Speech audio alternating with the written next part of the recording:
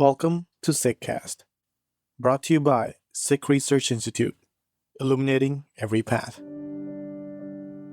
Vaheguru Ji Ka Khalsa, Vaheguru Ji Ki Fateh. My name is Jasleen Kaur, and I'm a trans creator on the Granth Sahib project. We're excited to announce the release of the compositions related to the Amrit or initiation ceremony. There are a lot of compositions being released, so I thought I would just talk about one and particular things from that one composition that have stuck with me.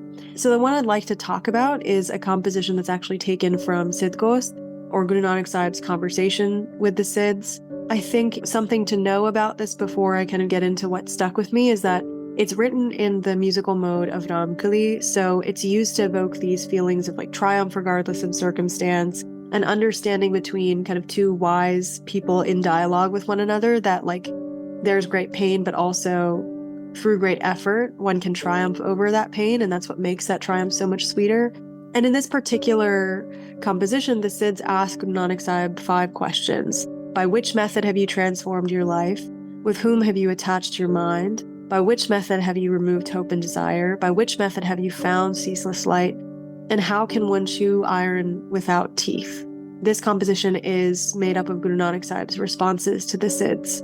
Something to kind of generally note about this composition is that Guru Nanak Sahib tends to take the vocabulary of the people he's speaking to and sort of make their understanding vaster through his reframing, which is what I've really loved to sort of, think about and revisit the past few months.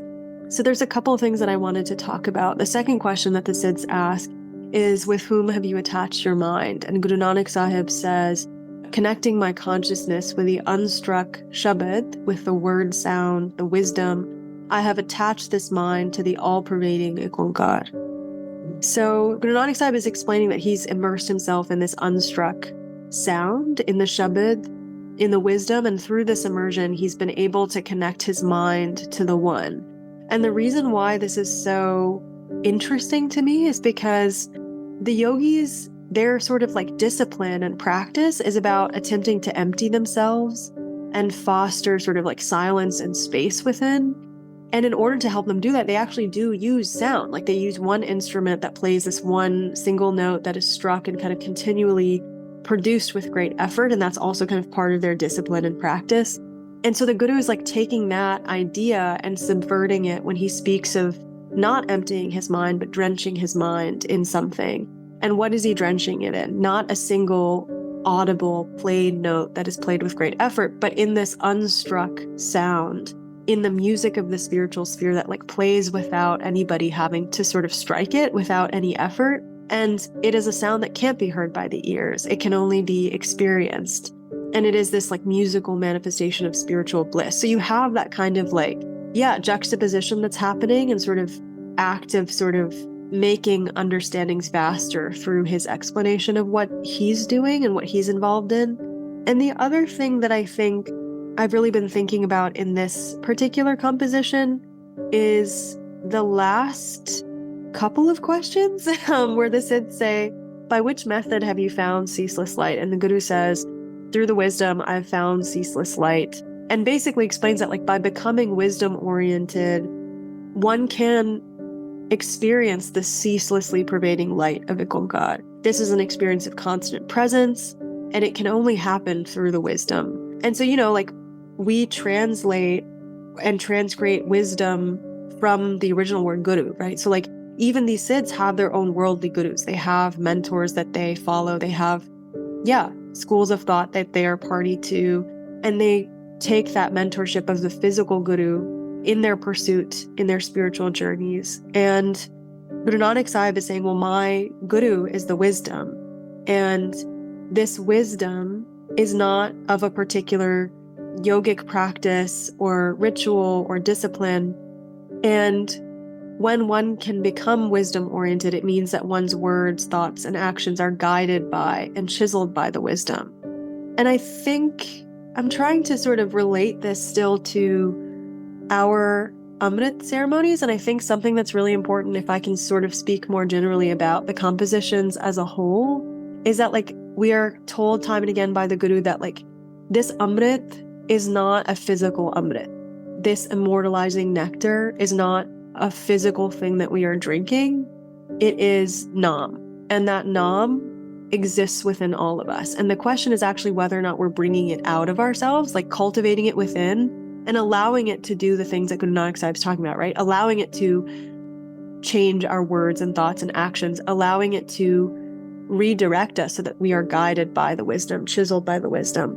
So yeah, I think sometimes when we think about like the Amrit ceremony in sort of the worldly sense, we think about it as an ending point, as like something that you do once you've like kind of checked a bunch of things off the list. And the Guru is showing us that like once we make that commitment, once we sort of are ready for initiation in this house of the eternal wisdom, our efforts are not over. It's not that we are like we've reached a point and then it's done. It's like we continue to cultivate that Nam within us, cultivate that identification with the God, cultivate that remembrance, cultivate that relationship with the wisdom. And we, through that initiation, we also leave behind the paradigms of the world around us, right? So in this composition, the Guru says to the yogis that he has been able to chew iron without teeth, which is like kind of a way of saying like, how have you been able to do something so difficult?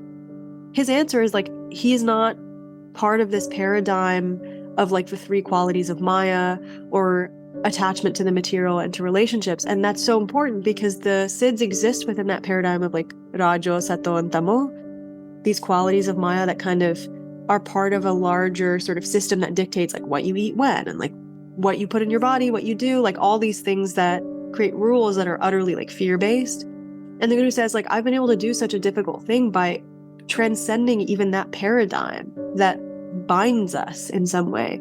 And so commitment that we make through the Amrit ceremony and how the Guru is asking us to kind of reflect and understand that journey does not sort of end with the initiation ceremony. It actually is only just beginning.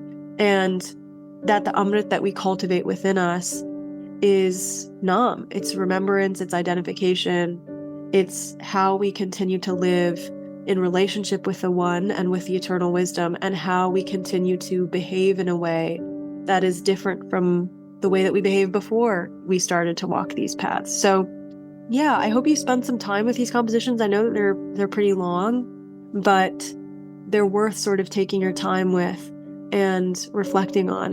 And I hope that it helps you start to think about the ways that you can bring that Amrit forth from within yourself. Yeah. Waheguru Ji Ka Khalsa, Waheguru Ji Ki Fateh. Read the translations and commentaries at gurugranthsahib.io.